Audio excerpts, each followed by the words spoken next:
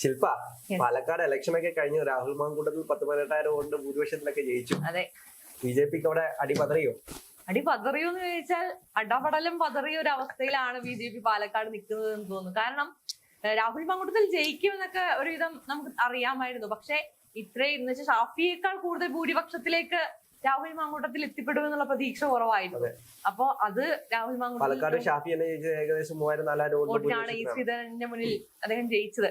പക്ഷെ ഇവിടെ 18,000 വോട്ടുകൾ എന്ന് പറയുന്നത് രാഹുൽ മാങ്കൂട്ടത്തിനെ സംബന്ധിച്ചൊരു അഭിമാന വിജയം തന്നെയാണ് പാലക്കാട് ഉണ്ടായിരിക്കുന്നത്. ബിജെപിക്ക് എന്താ പറയാ, ബിജെപിയുടെ പ്ലാനിങ്ങുകൾ മൊത്തം തെറ്റിപ്പോയ ഒരു അവസ്ഥയിലാണ് ബിജെപി. അതിനകത്ത് തന്നെ ഏറ്റവും വലിയ സർജിക്കൽ സ്ട്രൈക്ക് എന്ന് പറയുന്നത് സന്ദീപ് വാര്യരെ കോൺഗ്രസിലോട്ട് കൊണ്ടുവരിക.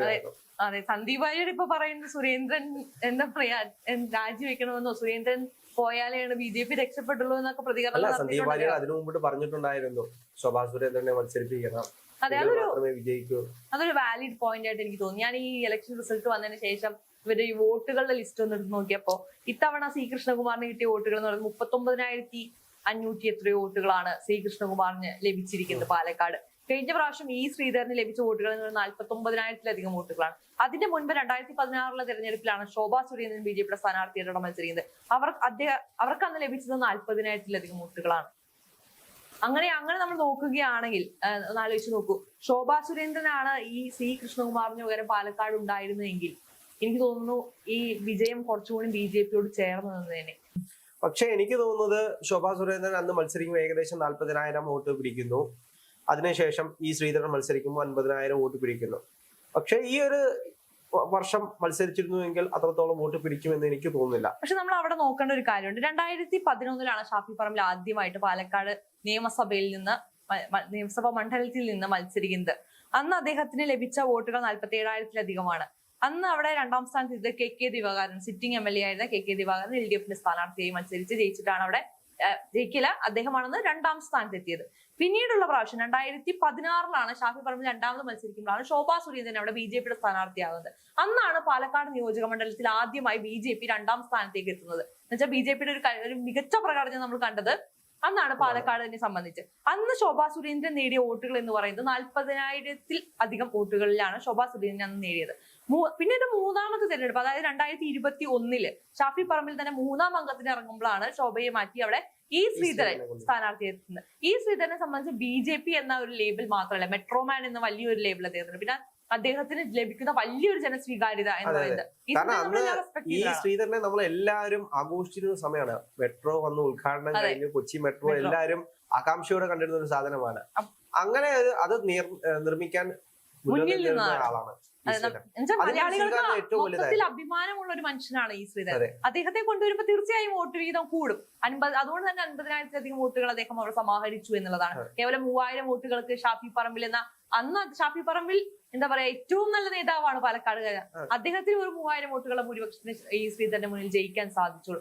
പിന്നീടാണ് ഇപ്പോൾ നടക്കുന്ന 2024 ബൈ ഇലക്ഷൻ വരുന്നത്. ആ സമയത്തേക്ക് നമ്മൾ നോക്കുമ്പോൾ ഈ സി കൃഷ്ണകുമാർ നമുക്കറിയാം, ലോക്സഭയിലേക്ക് മത്സരിച്ച് തോറ്റ മനുഷ്യനാണ്. വീണ്ടും ഇയാൾ പാലക്കാട്ടുകാരനാണ് എന്നതാണ് ബിജെപിക്കാർ എടുത്തു കാണിച്ച ഏറ്റവും വലിയ ഒരു എന്താ പറയാ കാര്യം എന്ന് പറയുന്നത്. സി കൃഷ്ണകുമാർ പാലക്കാട്ടുകാരൻ. പക്ഷേ ഈ ബിജെപിയുടെ ഉള്ളിൽ തന്നെ ശ്രീ കൃഷ്ണകുമാർ സ്ഥാനാർത്ഥിയായതിന് പുറത്തുള്ള പ്രശ്നങ്ങൾ നടക്കുന്നുണ്ട്. ഒരുപാട് പ്രശ്നങ്ങളുണ്ട്. കാരണം അത് ഇവരാരും മാധ്യമങ്ങൾക്ക് മുമ്പിൽ പറഞ്ഞില്ലെങ്കിലും എല്ലാവർക്കും അറിയാവുന്ന കാര്യമാണ്. അവിടെ വിഷയങ്ങളുണ്ട്. കോൺഗ്രസിലും ഉണ്ടായിരുന്നു. രാഹുൽ മാങ്കൂട്ടത്തിൽ മത്സരിക്കാൻ വരുമ്പോൾ കോൺഗ്രസിനകത്തും അത് പരോക്ഷമായിട്ടാണെങ്കിൽ അപ്പുറത്ത് ഉള്ളിലുള്ള പ്രശ്നങ്ങളായിരുന്നു. ഞാൻ പറയുന്നത് എന്താണെന്ന് വെച്ചാൽ പത്തനംതിട്ടയിൽ നിന്ന് രാഹുൽ മാങ്കൂട്ടത്തിൽ പുറത്ത് മത്സരിപ്പിച്ചു. P. സരീൻ വന്നു. ഇവർ രണ്ടുപേരും തമ്മിൽ വന്നപ്പോൾ തന്നെ വലിയൊരു മത്സരമാണ് പാലക്കാട് നടക്കാൻ പോകുന്നത് എന്നുള്ളത് ഏകദേശം വ്യക്തമായ സമയമാണ്. ആ സമയത്ത് ബിജെപിക്ക് കുറച്ചുകൂടി ശക്തനായ ഒരു സ്ഥാനാർത്ഥിയെ പാലക്കാട് നിർത്താമായിരുന്നു എന്നുള്ളതാണ്. അന്ന് അവരവിടെ ശ്രദ്ധിച്ചത് നാട്ടിലുള്ള ഒരാൾ നിന്ന് കഴിഞ്ഞാൽ ഔട്ട്. പക്ഷെ അങ്ങനത്തെ ഒരു സ്ഥലമല്ല പാലക്കാട്. പാലക്കാട്ടുകാർക്ക് അങ്ങനെ ഒരു ആഗ്രഹം ഉണ്ടായേക്കാം. പക്ഷെ തങ്ങളുടെ ശബ്ദം എത്രത്തോളം ഉയർത്താൻ സാധിക്കുന്ന ഒരാൾ നിയമസഭയിൽ ഉണ്ടാകുമെന്നാണ് എല്ലാവരെയും സംബന്ധിച്ച് നമ്മളൊരു തെരഞ്ഞെടുപ്പിൽ. അത് മാത്രമല്ല, ഇവര് രണ്ടുപേരും യുവാക്കളാണ്. അതും കേരളത്തിൽ അറിയപ്പെടുന്ന 2 യുവാക്കളാണ്. ഒന്ന് രാഹുൽ മാങ്കൂട്ടത്തിൽ യൂത്ത് കോൺഗ്രസിന്റെ സംസ്ഥാന പ്രസിഡന്റ് ആണ്. രാഹുൽ മാങ്കൂട്ടത്തിലും അതേ കൂടെ തന്നെ യൂത്ത് കോൺഗ്രസിന്റെ മീഡിയ സെല്ലിന്റെ P. സരീനും യൂത്ത് കോൺഗ്രസിന്റെ മീഡിയ സെല്ലിന്റെ ചെയർമാനൊക്കെ ആയിരുന്നു. അപ്പോൾ ഇവർ രണ്ടുപേരും തമ്മിലുള്ള മത്സരം എന്ന് പറയുമ്പോൾ തന്നെ കേരള രാഷ്ട്രീയം ഉറ്റുനോക്കുന്ന ഒരു മത്സരമാണ്. അവിടേക്ക് നല്ലൊരു കാൻഡിഡേറ്റിനെ കൂടി കൊടുത്തിരുന്നെങ്കിൽ നല്ലൊരു മത്സരം ഒന്നുകൂടി കാണാമായിരുന്നു. സന്ദീപ് വാര്യർ കൊടുത്ത സജഷനിൽ ശോഭ മാത്രമല്ല ഉണ്ടായിരുന്നത്, സുരേന്ദ്രനും ഉണ്ടായിരുന്നു. ശോഭ സുരേന്ദ്രനെ അല്ലെങ്കിൽ കെ സുരേന്ദ്രനെ മത്സരിപ്പിക്കണം എന്നാണ് പറഞ്ഞത്. എനിക്ക് തോന്നുന്നു സന്ദീപ് വാര്യരെ മത്സരിപ്പിക്കാം എന്നൊരു ആഗ്രഹം കെ സുരേന്ദ്രൻ ഉണ്ടായിരുന്നു. മേ ബി അന്ന് അവർ സന്ദീപ് വാര്യരെ അവിടെ സ്ഥാനാർത്ഥിയാക്കിയിരുന്നെങ്കിൽ ഇതിൽ കൂടുതൽ വോട്ടുകൾ ജയിച്ചില്ലെങ്കിലും ഇപ്പോൾ സി കൃഷ്ണകുമാർ നേടിയതിൽ കൂടുതൽ വോട്ടുകൾ സന്ദീപ് വാര്യർക്ക് എന്തായാലും പാലക്കാട് എടുക്കാൻ സാധിക്കുമായിരുന്നു. പക്ഷേ എനിക്ക് തോന്നുന്നു എവിടേക്കോ അവരെ കണക്കുകൂട്ടലുകൾ മൊത്തത്തിൽ പാളി. ഒ രാജഗോപാലിന് ശേഷം വീണ്ടും ഒരു നിയമസഭാ പ്രതിനിധി BJPക്ക് ഉണ്ടാകുമെന്ന് വളരെയധികം പ്രതീക്ഷിച്ചിരുന്ന സ്ഥലത്ത് മൊത്തത്തിൽ എന്ന് വെച്ചാൽ അവരുടെ ശക്തി കേന്ദ്രങ്ങളിൽ വരെ കോൺഗ്രസിന്റെ വിജയം ഒന്നുകൂടി ഉറപ്പിച്ചൊരു കാരണമാണ് സന്ദീപ് വാര്യറിനെ കോൺഗ്രസിലോട്ട് കൊണ്ടുവരുന്നത്. കാരണം സന്ദീപ് വാര്യർ എന്ന് പറയുന്നത് BJPയുടെ നല്ലൊരു മുഖമായിരുന്നു. അതെ, വാർത്താ മാധ്യമങ്ങളിലെല്ലാം നിറഞ്ഞു നിന്നിരുന്നെങ്കിൽ കേരള രാഷ്ട്രീയം ഉറ്റുനോക്കുന്ന ഒരാളായിരുന്നു സന്ദീപ് വാര്യർ. സന്ദീപ് വാര്യർ കോൺഗ്രസിലേക്ക് പോകുമ്പോൾ BJPക്ക് ഉണ്ടാകുന്ന ഒരു പതർച്ചയുണ്ട്. ആ പതർച്ചയിലാണ് അവിടെ അത്രയും വോട്ടുകൾ നടന്നത്. തീർച്ചയായിട്ടും അതൊരു വലിയ പോയിന്റ് ആയിരിക്കാം. സന്ദീപ് വാര്യർ പോകുമ്പോൾ ആരും കൂടെ കൊണ്ടുപോയില്ലെന്നൊക്കെ BJP വലിയ രീതിയിൽ പറയുന്നുണ്ടായിരുന്നെങ്കിലും കുറച്ച് വോട്ടെങ്കിലും അദ്ദേഹം കൊണ്ടുപോയി എന്നുള്ളത് ഇനിയെങ്കിലും BJP മനസ്സിലാക്കണം എന്നുള്ള ഒരു വലിയൊരു പോയിന്റ് ആണ്. എല്ലാ കാലത്തും ജനങ്ങൾ നോക്കുന്നത് ആരാണ് അവരെ ഭരിക്കുന്നത് എന്നാണ്. അത് നല്ല കാൻഡിഡേറ്റ് ആണെങ്കിൽ അവർ തീർച്ചയായും നന്നായി സംസാരിക്കുന്നത് ആരാണെന്നുള്ളതാണ്, അല്ലെങ്കിൽ അവരെ റെപ്രസെന്റ് ചെയ്യാൻ പറ്റണം എന്നുള്ളതാണ്. അതുകൊണ്ടാണ് ഈ ശ്രീധരൻ അത്ര വോട്ട് പിടിച്ചത്. അതെ, തീർച്ചയായിട്ടും നമുക്കൊരു അപ്പീലിംഗ് ആയിട്ട് തോന്നുന്ന ഒരു മനുഷ്യനെയാണ് നമ്മൾ തിരഞ്ഞെടുത്തത്. ചിലപ്പോൾ നമ്മുടെ നാട്ടുകാരനാണെങ്കിലും അതിലുപരി നമ്മൾ ഇമ്പോർട്ടൻസ് കൊടുക്കാൻ പോകുന്നത് അദ്ദേഹത്തിന്റെ ശബ്ദം എത്രത്തോളം നമ്മുടെ നാടിന് വേണ്ടി ഉപയോഗപ്പെടും എന്നുള്ള ഒരു വലിയൊരു കാഴ്ചപ്പാട് നമുക്ക് തെരഞ്ഞെടുപ്പുകളെ സംബന്ധിച്ചുണ്ട്. അപ്പൊ അത് ശ്രദ്ധിക്കണം.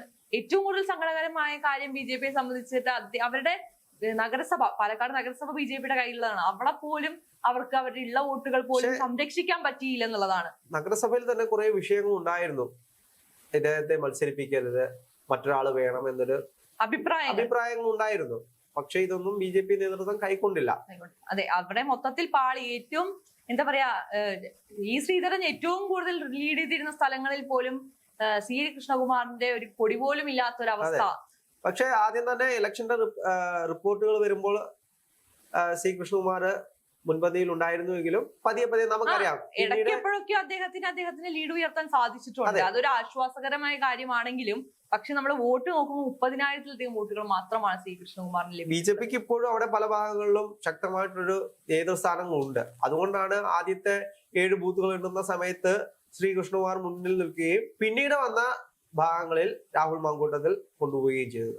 എന്തായാലും BJP കുറച്ചും കൂടി എനിക്ക് തോന്നുന്നു ഇന്റേണൽ ബിൽഡിംഗ് നടത്തേണ്ടിയിരിക്കുന്നു. അല്ലെങ്കിൽ വീണ്ടും പഴയ പോലെ 0-ൽ തന്നെ നിൽക്കാൻ തന്നെ ആയിരിക്കും അവസ്ഥ.